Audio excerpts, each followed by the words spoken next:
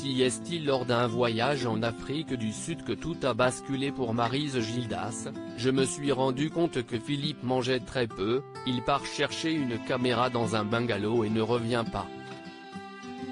Là, j'ai compris qu'il perdait la notion de l'orientation, a expliqué Maryse Gildas, ce lundi 22 mars, sur le plateau d'Instant de Luxe, émission diffusée sur Non-Stop People.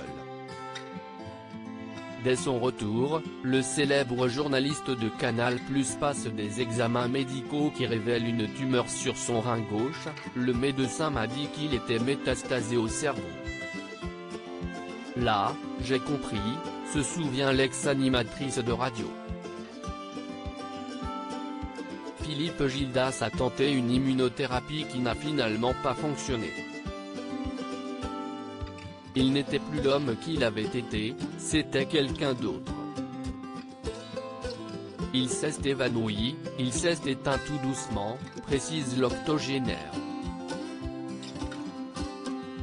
Maryse Gildas, il me manque tous les jours, tout le temps, chaque minute. Cette dernière est revenue sur les derniers instants lucides de Philippe Gildas, il m'a serré la main et m'a dit tu sais que je ne t'ai jamais trompé.